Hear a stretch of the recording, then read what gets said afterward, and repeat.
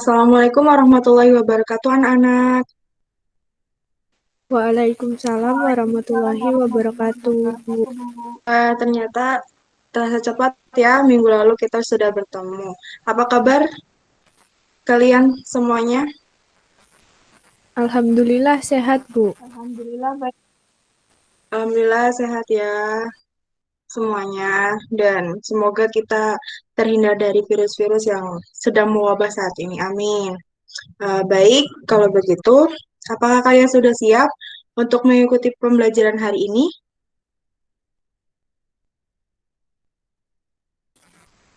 Insya Allah siap, Siap, Bu.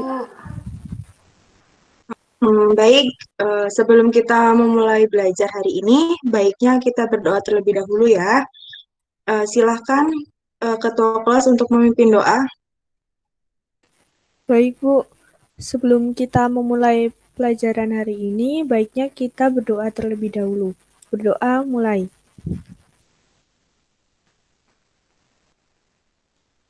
Selesai. Amin. Baik, terima kasih Ketua kelas sudah memimpin doa. Oke, Ibu absen terlebih dahulu ya. Ika Rahmatika Putri hadir. Hadir, Bu. Hoirunisa hadir. Hadir, Bu. Ridesi, Hadir, Bu. alhamdulillah semuanya masuk ya hari ini. Ya, Bu, masuk semua. Oke, hari Iya, ini Bu. kita akan mempelajari sifat koligatif larutan elektrolit dan non-elektrolit. Tentunya kalian sudah belajar ya mengenai larutan elektrolit dan non-elektrolit. Ada yang masih ingat? Masih, Ayo, Bu, ada yang insya Allah. Sudah lupa, Bu. Ayo, siapa yang masih ingat? Coba jelaskan yang Ika, larutan elektrolit dan non-elektrolit. Baik, Bu. Larutan elektrolit merupakan larutan yang menghantarkan arus listrik, sedangkan larutan non-elektrolit merupakan larutan yang tidak dapat menghantarkan arus listrik, Bu. Bagus, alhamdulillah masih ada yang ingat ya. Jempol buat kamu. Ayo, yang lupa dicatat biar nanti kalau kelupaan lagi bisa membuka kembali catatannya ya. Baik, Bu. Baik, Bu. Baik anak-anak, mari kita lanjutkan pembelajaran mengenai sifat koligatif larutan elektrolit dan non-elektrolit ya. Sebelum itu, Ibu akan menayangkan video mengenai peranan salah satu sifat koligatif larutan elektrolit agar kalian mengetahui sebenarnya di sekitar kita juga tidak jauh dengan yang namanya bau-bau kimia. Oke. Baik, Bu. Baik, Bu.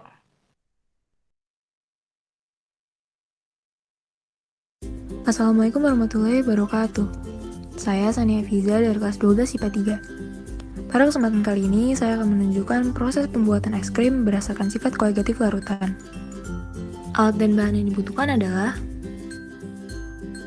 susu, garam kasar, wadah kaleng, panci stainless steel, sendok, mangkuk, baskom, dan es batu. Langkah pertama, hancurkan semua es batu hingga hancur.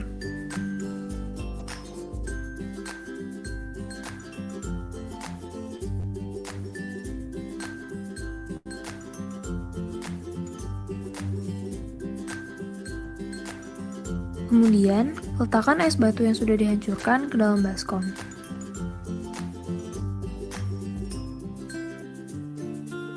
Taburkan garam kasar pada es batu yang sudah dihancurkan.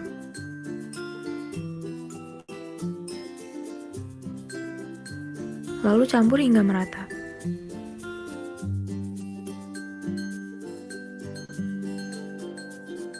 Kemudian, tuang susu ke dalam wadah kaleng.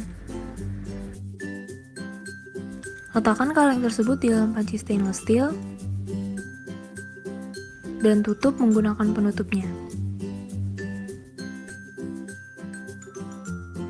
Setelah itu, masukkan es yang sudah dicampurkan dengan garam ke dalam panci hingga penuh.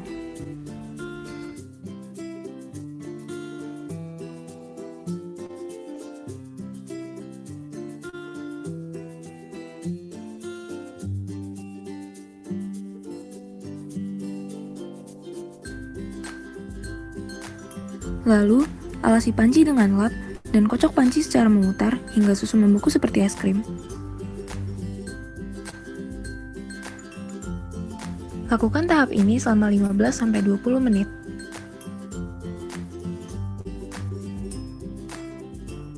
Setelah beberapa saat, dapat dilihat bahwa es mulai mencair dan terbentuk bunga-bunga es di sekitar panci.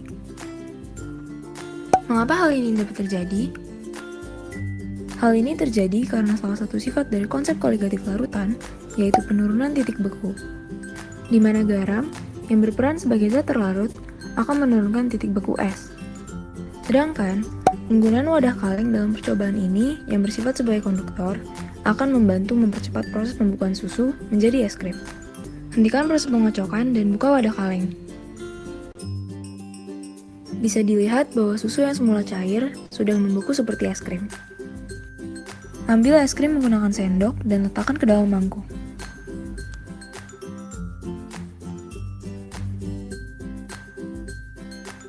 Tambahkan topping sesuai selera,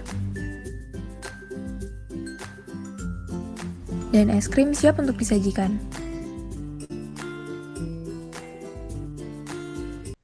Wah, ternyata pembuatan es krim menggunakan es batu yang dicampur garam itu termasuk sifat koligatif larutan ya? Iya, anak-anak. Jadi dari peranan sifat koligatif larutan itu merupakan salah satu yang ada di sekitar kita.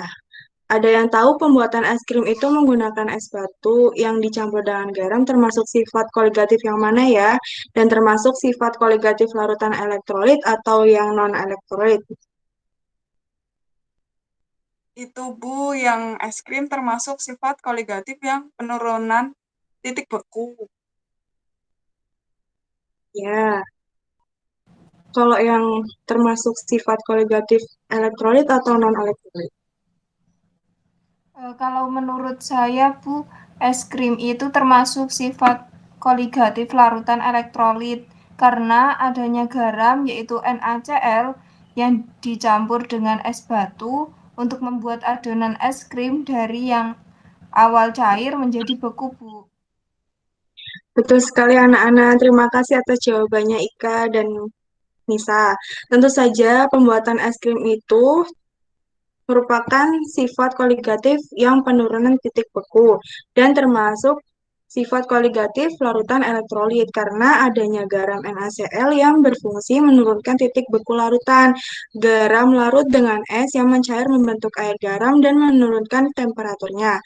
Selama proses ini memerlukan panas dan larutan tersebut mendapatkan kalor dari adonan es krim sehingga es krim itu memadat atau membeku. Nah, pengguncangannya itu selama proses pembekuan bertujuan untuk memperkecil ukuran kristal es yang terbentuk sehingga es krim itu semakin halus. Hasilnya terbukti dengan tekstur es krim yang membeku dan memiliki tekstur yang lembut.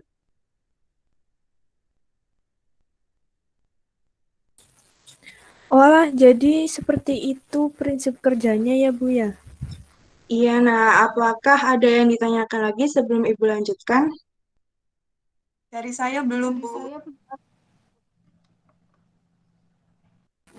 Baiklah, Ibu lanjutkan ya. Ibu akan menjelaskan materi sifat koligatif larutan elektrolit dan non-elektrolit menggunakan PowerPoint. Sebentar, Ibu share screen terlebih dahulu.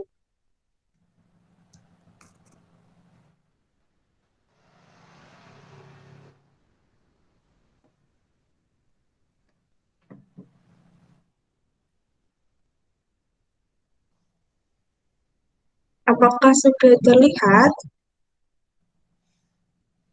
Sudah, Bu. Sudah Bu. Baik. Oke, anak-anak, hari ini kita akan belajar tentang sifat koligatif larutan elektrolit dan non-elektrolit. Semua zat di dunia ini tentu memiliki sifatnya masing-masing. Ada banyak sifat fisik yang dapat kita ketahui dari setiap zat di dalam alam semesta ini. Nah, dalam fase larutan yang tersusun dari zat terlarut dan pelarut, terdapat beberapa sifat fisik yang hanya dipengaruhi oleh jumlah partikel zat terlarutnya saja dan tidak tergantung pada jenis atau identitas zat terlarutnya. Nah, sifat-sifat ini disebut dengan sifat koligatif larutan. Ada 4 yang termasuk pada sifat koligatif larutan, yaitu ada penurunan tekanan uap, kenaikan titik didih, penurunan titik beku, dan yang terakhir tekanan osmosis.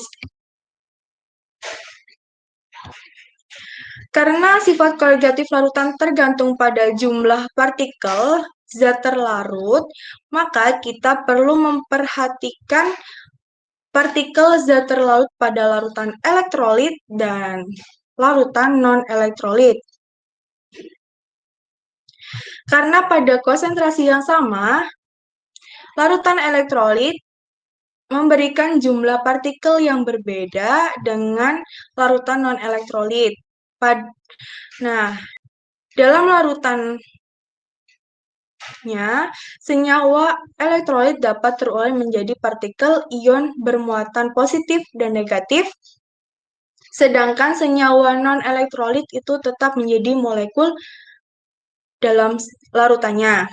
Oleh karena itu, pada konsentrasi yang sama, jumlah partikel larutan elektrolit lebih besar daripada larutan non-elektrolit. Oke, kita akan masuk ke sifat koligatif larutan non-elektrolit terlebih dahulu ya. Nah, sifat yang pertama itu penurunan tekanan uap. Ada seorang ahli kimia dari Prancis itu menyatakan bahwa besarnya tekanan uap larutan sebanding dengan fraksi mol pelarut dan tekanan pelarut murninya. Hal ini dikenal dengan hukum Raoult. Jika dinyatakan secara matematis, hukum Raoult itu dapat dituliskan dengan tekanan uap atau P sama dengan tekanan uap murni atau P0 dikali si fraksi mol pelarut atau XP. Maaf typo ya Ibu. Harusnya tuh bukan P tapi XP, karena yang merupakan sifat koligatif adalah penurunan tekanan uapnya, maka penurunan tekanan uap atau delta P itu dapat kita cari dengan P0 dikurangi P, atau bisa P0 dikali XT atau fraksi mol terlarut. Nah, yang kedua, ada kenaikan titik didih. Jika suatu zat dikatakan mendidih apabila tekanan uap zat cairnya itu sama dengan tekanan udara luar. Jika kita merebus air, maka air akan mendidih pada suhu 100 derajat Celcius. Pada kondisi ini, tekanan uap air itu sama dengan tekanan udara luar. Nah, jika kemudian kalian tambahkan dengan zat terlarut di dalamnya, misal apa ya, dan kalian merebus mie instan, masukkan mie instan setelah airnya itu mendidih, maka air ini tidak dapat mendidih lagi karena partikel dari zat terlarut tersebut akan menghambat proses penguapan molekul air. Sehingga untuk mencapai tekanan uap itu sama dengan tekanan udara luar diperlukan temperatur yang lebih besar tentunya ya. Nah, dengan demikian titik didih larutannya itu akan naik.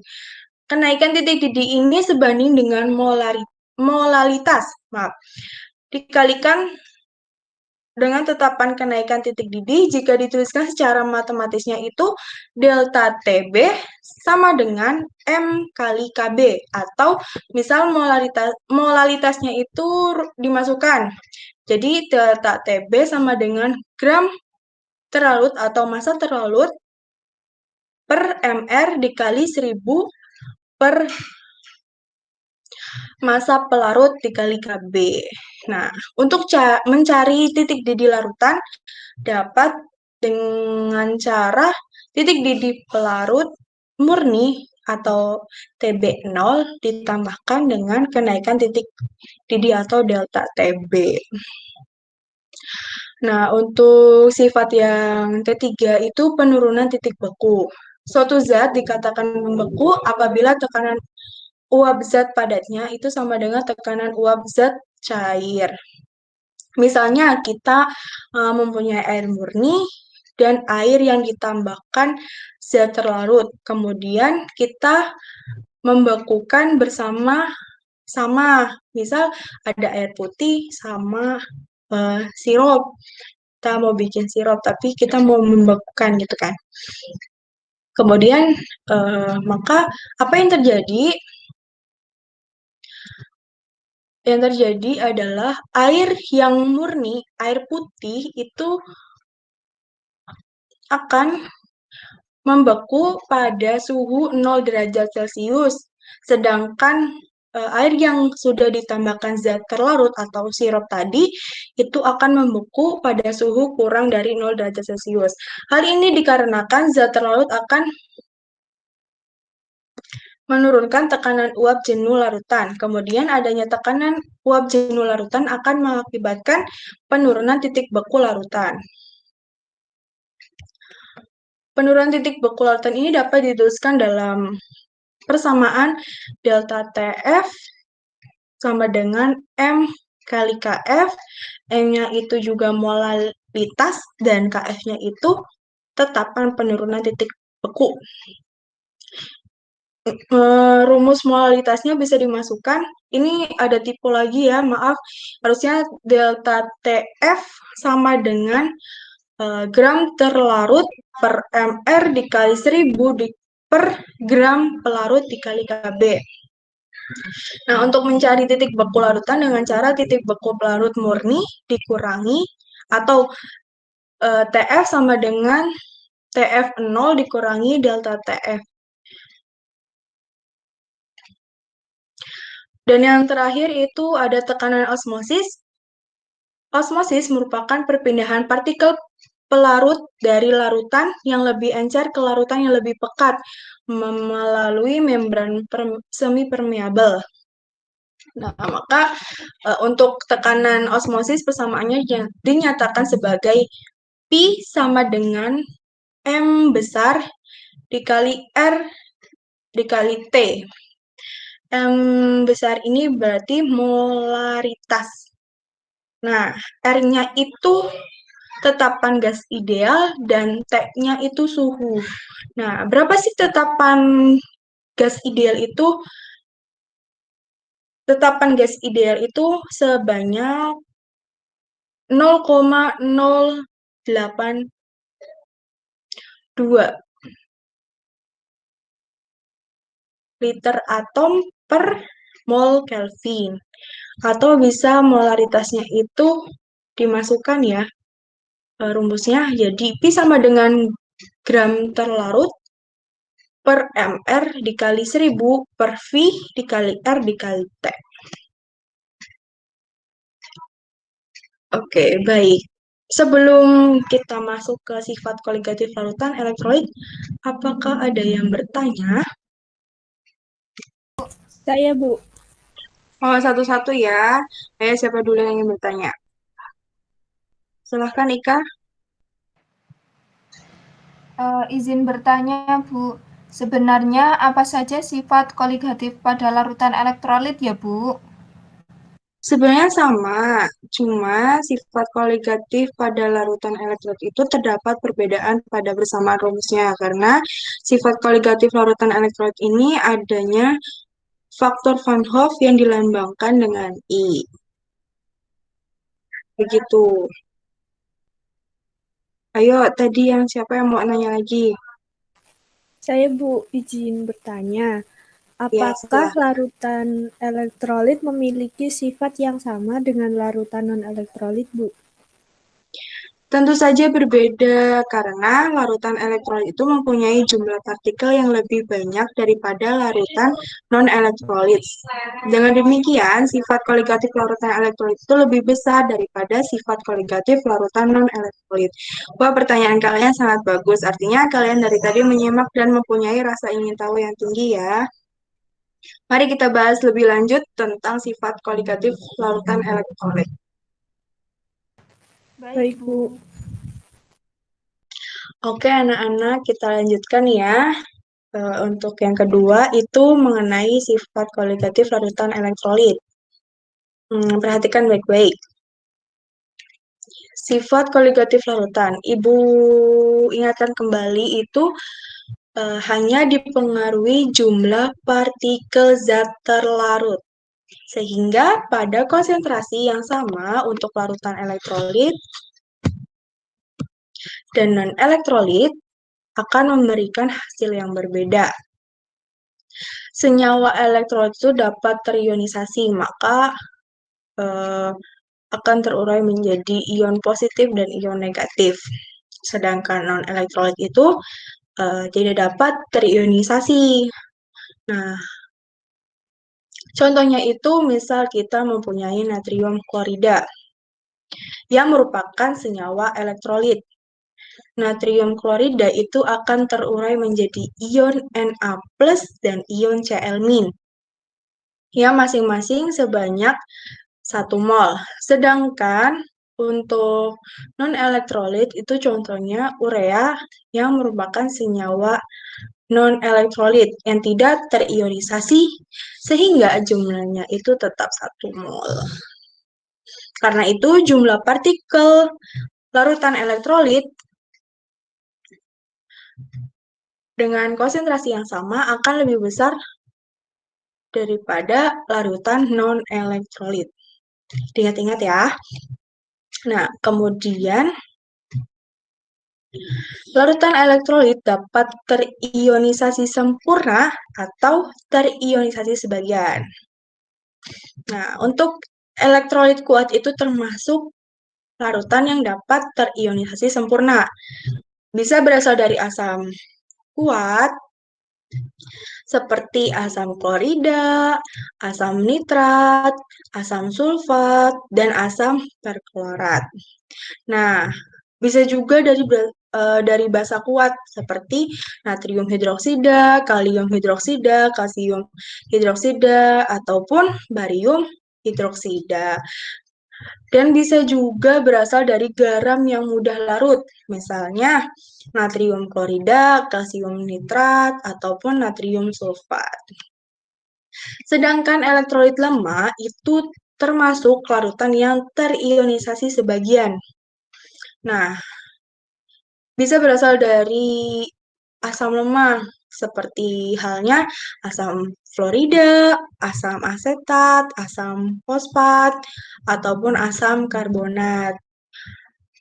Bisa juga dari basa lemah, seperti amonia, amonium hidroksida, perak hidroksida, besi 3 hidroksida, dan bisa juga berasal dari garam yang sukar larut, seperti perak klorida, barium kromat, dan timbal 2 iodida. Maaf.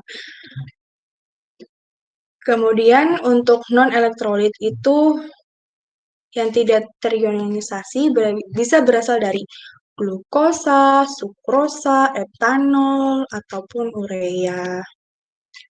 Begitu.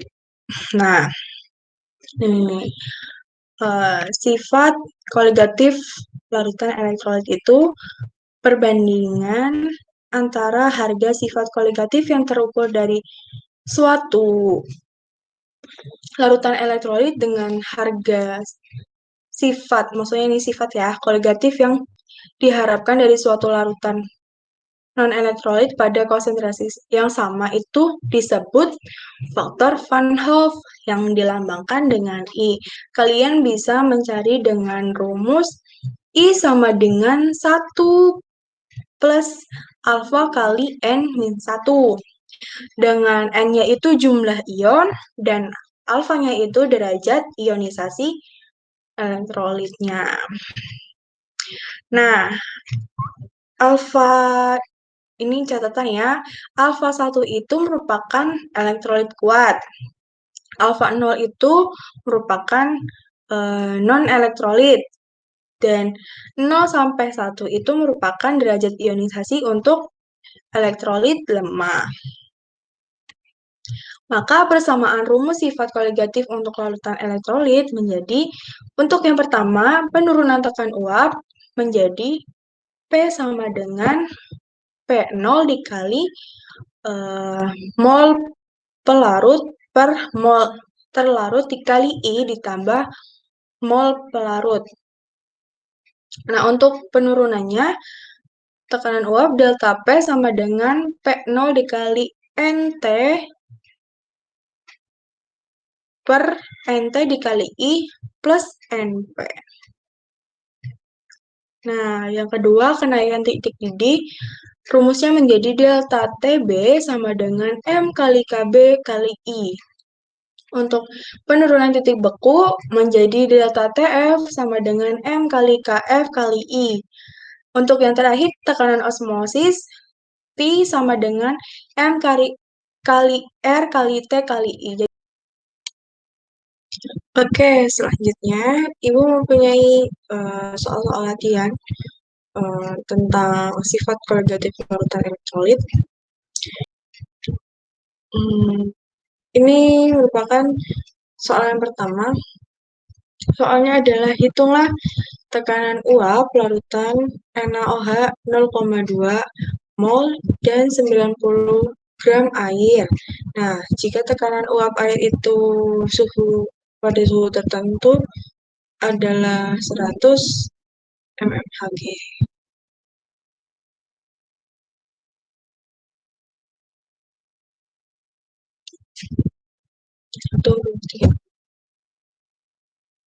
Oke, selanjutnya Ibu mempunyai 3 soal latihan yang akan kita bahas bersama.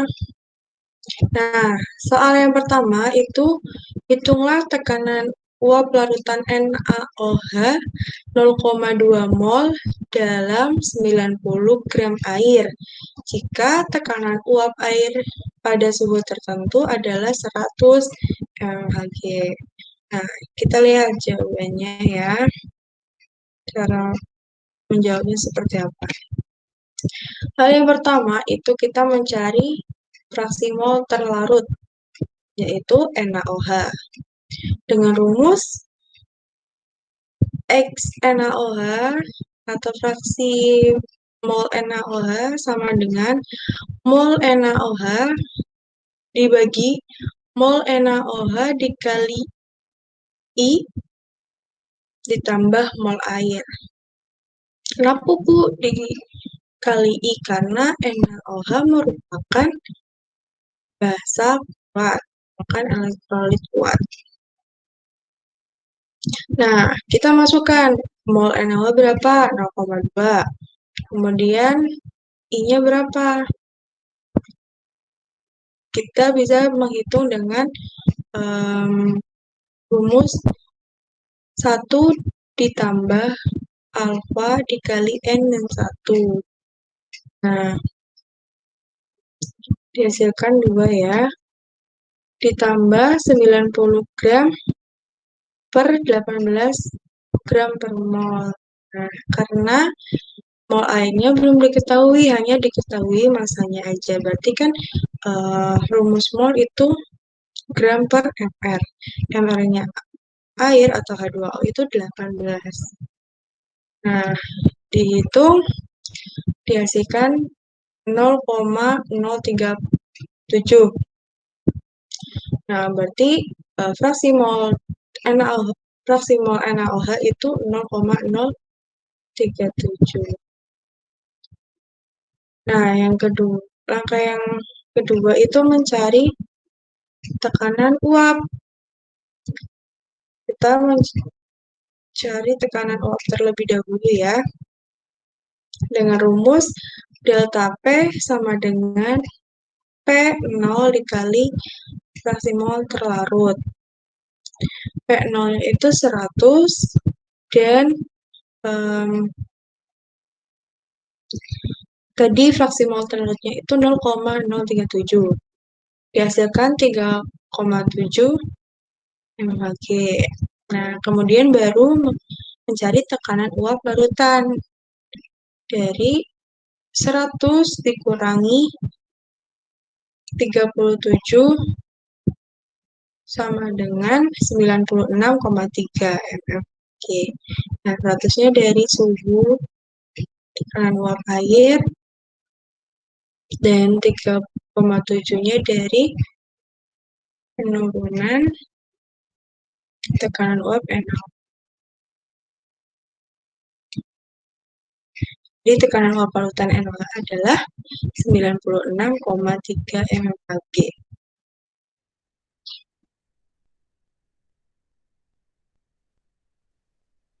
Baik, baiklah, sepertinya waktunya tinggal 5 menit lagi selesai ya. Untuk oleh-oleh kalian, Ibu akan memberikan soal-soal latihan. Kerjakan individu dan kumpulkan ke email Ibu Senin depan ya. Baik, Bu. Bu, izin bertanya, alamat emailnya apa ya, Bu?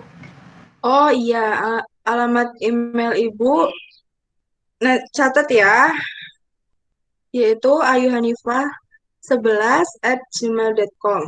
Kalau nggak nanti Ibu kirim di WhatsApp grup ya. Baik, Bu. Baiklah, sebelum itu apakah ada yang bisa menyimpulkan pembelajaran untuk hari ini? Saya, Bu. Silakan. Hari ini kita mempelajari sifat koligatif larutan elektrolit dan non-elektrolit, faktor Van Hoff, dan berlatih soal-soal sifat koligatif larutan elektrolit. Iya, benar sekali. Baiklah, sampai di sini dulu ya pembelajaran hari ini. Jangan lupa oleh-oleh Ibu dikerjakan. Kemudian jangan lupa materi yang sudah diajarkan dipelajari kembali. Dan pelajaran materi untuk minggu depan jangan lupa dipelajari juga. Baik, Bu. Oke, Ketua kelas silakan memimpin doa. Baik, untuk menutup kelas hari ini, mari kita berdoa sesuai kepercayaan masing-masing. Berdoa mulai.